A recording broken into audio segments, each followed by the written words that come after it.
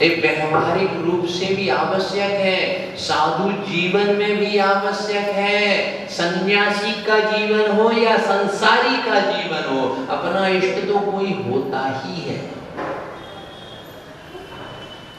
जब तक व्यक्ति जिसके जीवन में परमात्मा और महात्मा इष्ट है और इष्ट के साथ इनका घनिष्ठ का संबंध, इष्ट से और अपर लेवल की चीज है, क्या है? घनिष्ठ।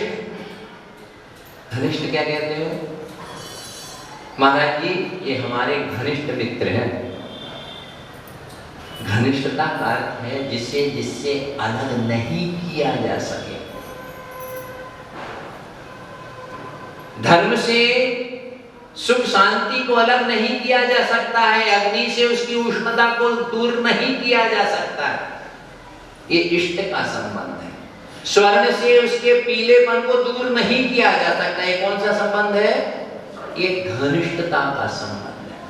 जो अपने महान आत्मा हो, परमात्मा और महात्मा से जीवन में इष्ट का संबंध बनाओ, और इष्ट का संबंध जिसका होता है उसी के साथ घनिष्ठ होता है, और जिसका परमात्मा और महात्मा के साथ घनिष्ठ का संबंध है, उसके जीवन में कभी भी अनिष्ट हो नहीं सकता है। यदि अनिष्ट से बचना हो, कर्म का तो उदय आएगा, हर किसी का आएगा, चाहे सीता हो या पार्श्वनाथ हो या राम हो, हर किसी के जीवन आएगा। लेकिन सीता के हृदय में परमात्मा के प्रति इष्ट था और घनिष्ठ का संबंध था, तो अग्नि का कुंड भी क्या बन गया?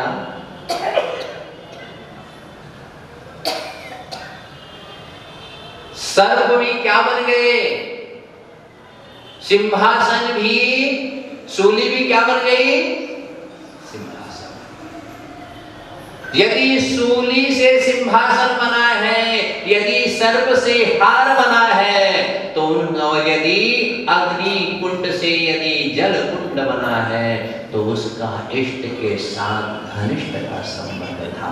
बस महात्माओं, व्यवहारिक जीवन में भी जीना हो या आध्यात्मिक जीवन में जीना हो, आज से मान लो कि ये हमारा है।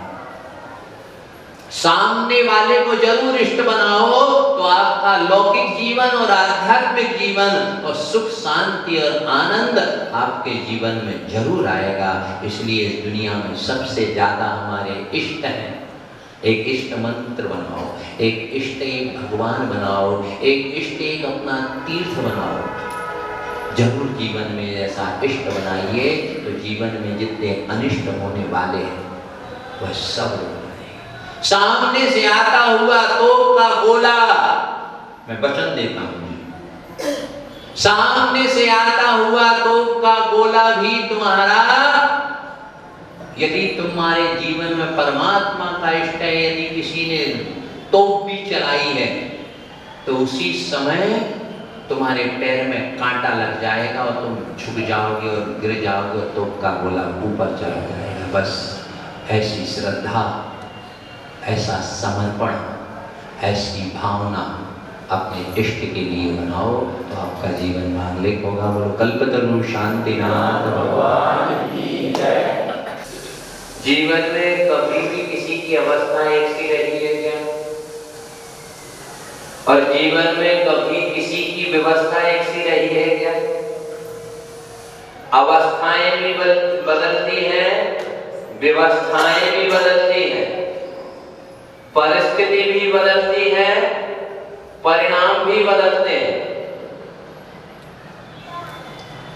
कभी जीव के पुण्योदय भी आता है, कभी जीव का, जब तक संसार में है तब तक प्रत्येक प्राणी के जीवन में सुख दुख, पाप पुण्य, जन्म मरण, ये चक्कर अनादिकालीन से परिभ्रमण कर रहा है। और इसी का नाम क्या है? संसार। आचार्य भगवत पूज्यपाद स्वामी सर्वार्थ सिद्धि ग्रंथ में संसारिणो मुक्ताश्च सूत्र की व्याख्या करते हुए कहते हैं संसरणम संसारा, संसार किसका नाम है? जहां परिवर्तन ही होता है। आप स्वयं को देखिए, अपने पड़ोसी को देखिए और अपने परिवार को देखिए, हर चीज दुनिया में परिवर्तित होती है। बाल अवस्था में, बचपन अवस्था में जब आप थे, जब आपकी फोटो को, जब आप अपने बचपन के खोज को जब बचपन में देखते हैं तो ये कहते हैं हिंदुस्तान का नक्शा है क्या पाकिस्तान का है? उसी समय आप बड़े आश्चर्य से कहते हैं ये किसकी फोटो है, क्या मेरी है? परिवर्तन संसार में होता है, होता था और होता रहेगा। परिस्थितियां दुनिया में हर किसी की बदलती है। किसी महापुरुष का जीवन देख लीजिएगा या सामान्य पुरुष का जीवन देख लीजिएगा या स्वयं का जीवन देख लीजिएगा,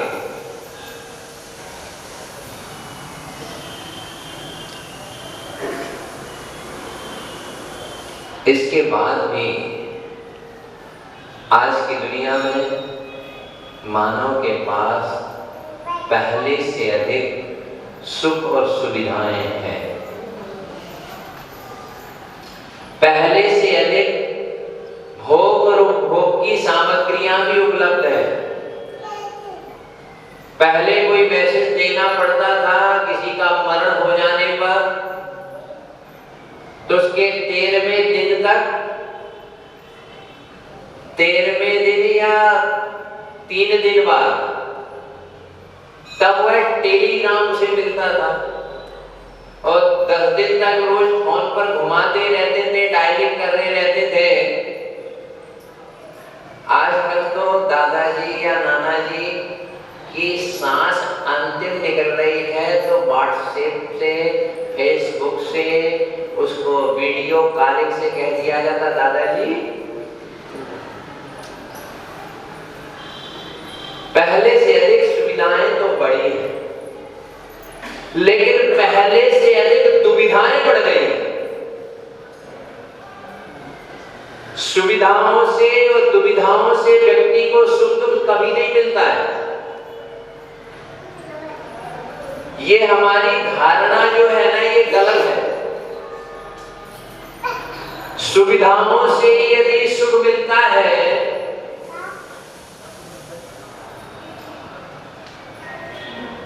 तो जो ज्यादा संपन्न लोग हैं, पाश्चात्य देश के बहुत से देश ऐसे हैं जिनके पास बहुत आर्थिक रूप से बहुत संपन्न है, भौतिक सुखों के साधन भी बहुत हैं, लेकिन सबसे ज्यादा दुखी वही है। क्योंकि हमारे आगम में कहा गया है जितना धन होगा उतना ही दुख होगा, जितना भोगेंगे, जितने भोग सामग्री मिलेंगे, जितने भोग में आसक्त होंगे, उतना ही हमको दुख और अशांति जीवन में होगी। और नहीं होती हो तो आप सोच लीजिएगा।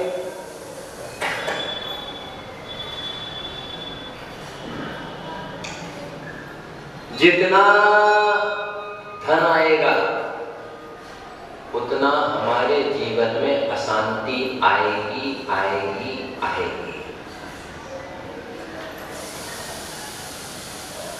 जितना बड़ा जिसका व्यापार होगा,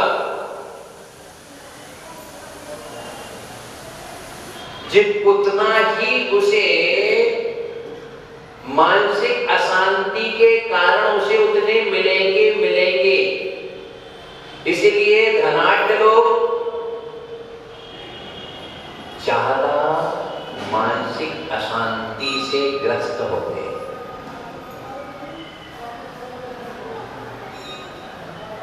इस बात का रिसर्च किया गया।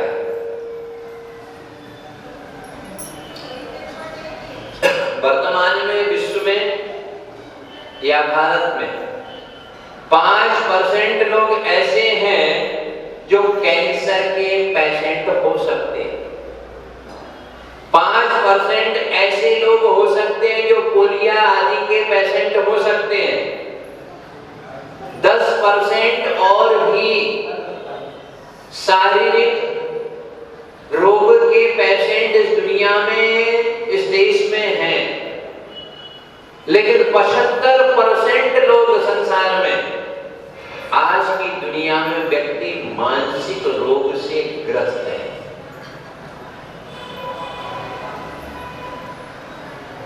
व्यक्ति कोई धन से दुखी है तो कोई मन से दुखी है, और नहीं तो कोई तन से दुखी है। संसार दुखमय ही है।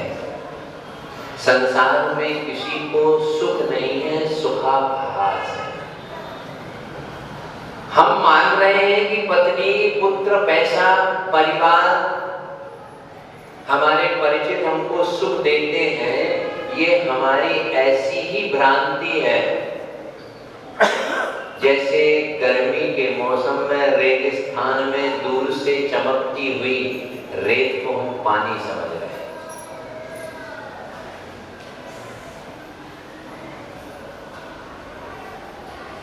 चिंतन कीजिए, मनन कीजिए। जब तक व्यक्ति का विवाह नहीं होता है तब तक उसकी लाइफ देखिए कैसी रहती है, और जब तक व्यक्ति का बाल और तरुण अवस्था तक रहते हैं।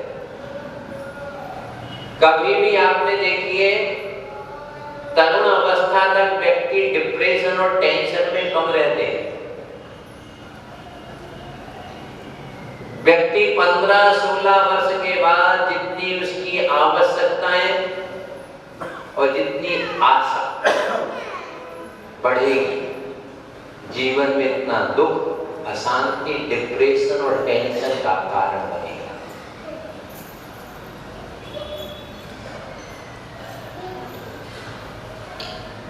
पेट भरने के लिए व्यक्ति दुनिया में कोई परेशान नहीं होता है, लेकिन जब व्यक्ति पेट भरने के लिए नहीं, जब पेटियां कोठियां भरने के लिए व्यक्ति टेंशन और डिप्रेशन और तनावग्रस्त हो रहा है।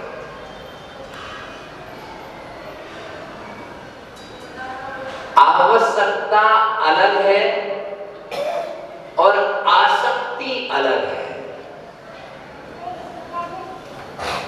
आज का व्यक्ति धन की आसक्ति के कारण परेशान है, भोजन की आसक्ति के कारण परेशान है, भोग की आसक्ति के कारण परेशान है।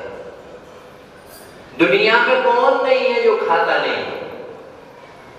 दुनिया में ऐसा ग्रस्त कौन नहीं है जिसके पास पैसा नहीं हो? लेकिन जो पैसे के प्रति आपकी आसक्ति है, भागम भाग की जिंदगी, हाय तौबा, हाय तौबा, यही आपके लिए अशांति और तनाव, टेंशन, डिप्रेशन और अवसान में ले जाता है। आवश्यकता व्यक्ति को कितना है, कितने कपड़ों की आवश्यकता है व्यक्ति को, जरा चिंतन करो। लेकिन आसक्ति कितने कपड़ों की है पहनने? खा व्यक्ति दुनिया का कितना खा सकता है और क्या खाएगा? कितने फ्रूट और जूस कितना खाएगा जितना व्यक्ति का पेट। कितना भी भूखा हो, खाने के बाद जब उसका संतुष्ट हो जाता है, उसके बाद आप उसे कुछ भी खिलाओ, वो व्यक्ति खा सकता है क्या? देखिए आपको बताते हैं, जितना व्यक्ति वृद्ध होगा जितना एज बढ़ता जाएगा उतना उतना व्यक्ति को खाने की और भोगने की और जीने की इच्छा उतनी बढ़ती जाती है।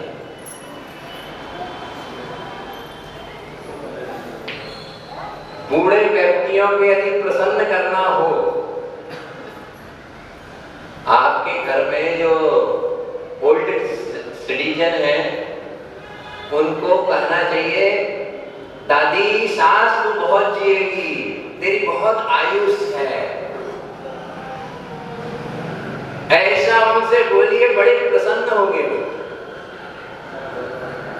अरे दादी तूने आज रसमलाई बनी,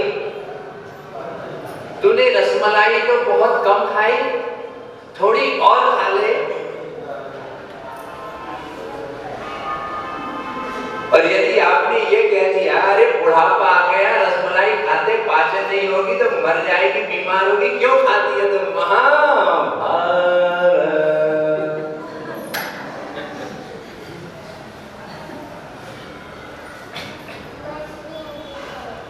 वृद्ध और बालक और रोगी, इनका मेंटेन करने के लिए हमको अपना मैनेजमेंट बनाना चाहिए। क्या कह रहा हूं? आप वृद्ध आदमी की और रोगी की कितनी भी सेवा करो, दिल से करो, लेकिन उनकी थिंकिंग क्या रहती है? अधिक एज हो जाती है और फिर रोगग्रस्त हो जाते हैं।